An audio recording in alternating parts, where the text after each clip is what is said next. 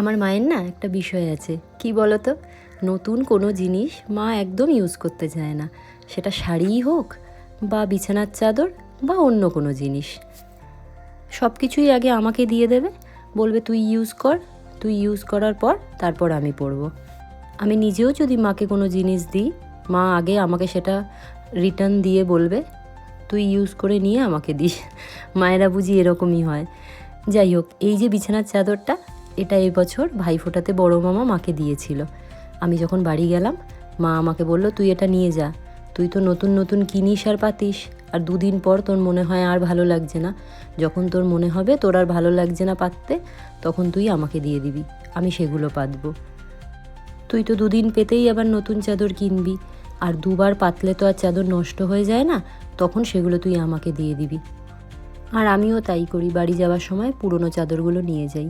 জয় ভীষণ রেগে যায়, বলে তুমি পুরনো চাদরগুলো কেন নিয়ে যাও বাড়ি? আর আমিই বা কী করি বলো, চাদরগুলো তো আর এমন নষ্ট হয় না যে ফেলে দেব, ভালোই থাকে। আর মা যখন চায় তাই মাকেই দিয়ে দিই। আমার বোনটাও ঠিক এরকম, যখন নতুন কোনো জামা ওকে আমি কিনে দিই, ও সেগুলো যত্ন করে জমিয়ে রাখবে, কিন্তু আমি যদি কোনো ড্রেস একবার পরেই ওকে দিই, ও সেগুলোই পরতে ভালোবাসে। আমার মা আর বোন একদম সেম, আমি ঠিক তাদের উল্টো, তবে আমি আমার বাবার দলে। আমার বাবাও ঠিক আমার মতো। আজকে দুপুরবেলা কিছু খেতে ভালো লাগছিল না, তাই ইলিশ মাছের এই লেজটাকে ভেজে তাকে পেঁয়াজ দিয়ে ভর্তা বানিয়েছিলাম, আর তার সাথে কুমড়ো ফুলের বড়া। খুব ভালো খেয়েছি জানো। এই যে ওয়াল হ্যাঙ্গিং ডেকরটা দেখছো, এটা দিওয়ালির সময় কিনেছিলাম। আমি একটু ছোট সাইজ অর্ডার দিয়েছিলাম, কিন্তু অনেকটা বড় সাইজের এসছে জানো। রেখে দিয়েছিলাম রিটার্ন করব বলে, ভুলেই গেছি। সেদিন আলমারি খুলে দেখি এটা পড়ে আছে, রিটার্ন অপশানটা আর নেই। তাই ভাবলাম আর কি করা যাবে, এটাকে একটু সাজিয়েই ফেলি।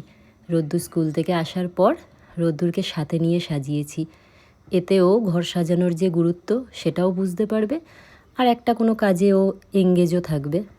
এরকম ঘর সাজানোর কাজ বলো বা ঘরের কোনো কাজ, এই সব কাজগুলোতে ও খুব মজা পায়। তাই আমি এইসব কাজ ওকে সাথে নিয়েই করি।